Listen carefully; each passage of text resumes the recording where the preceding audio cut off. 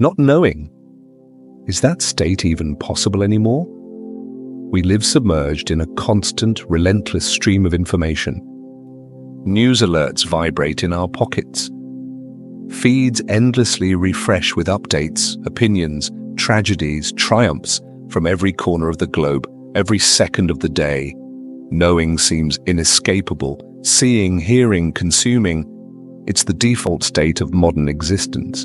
And it forces the question, is this constant knowing a blessing or a curse? On one hand, knowledge is power. Understanding global events, scientific breakthroughs, diverse perspectives, it connects us, empowers us, allows us to make informed decisions. We can learn anything, connect with anyone, witness history unfold in real time. Ignorance in this light seems like a disadvantage, a willful blindness in a complex world.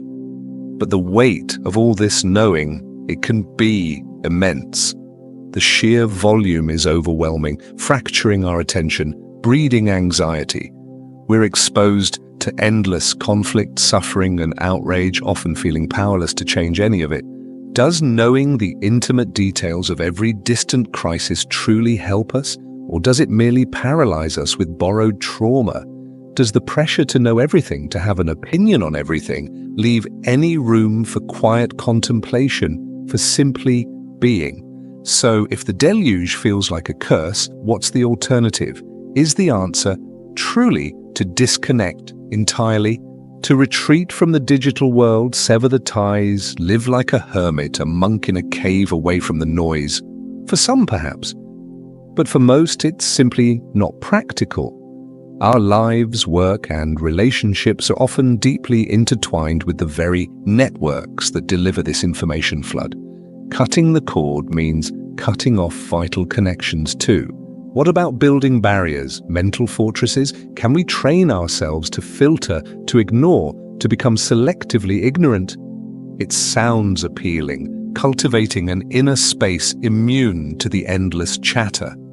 But it requires constant vigilance, a discipline that feels exhausting in itself. And where do you draw the line? Which knowledge is essential and which is mental clutter?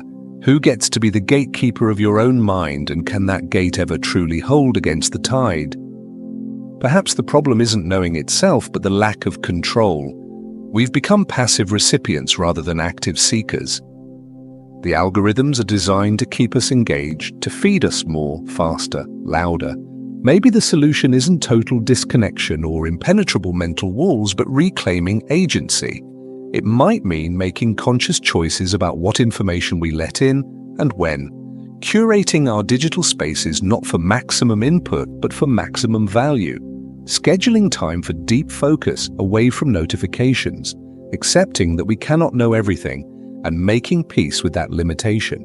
Choosing depth of understanding in a few areas over a shallow awareness of many.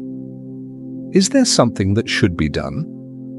Maybe the answer isn't a grand societal shift or a technological fix, but a personal one. Conscious decision to value silence as much as signal, to seek understanding, not just information, to recognize that sometimes the most profound insights don't come from the endless stream, but from the quiet spaces we carve out for ourselves, the spaces where we allow ourselves to simply not know and to think.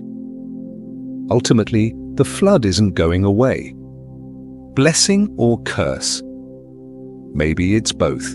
The real question is how we learn to navigate it, how we build our own rafts, and decide for ourselves which currents to follow and which shores to seek.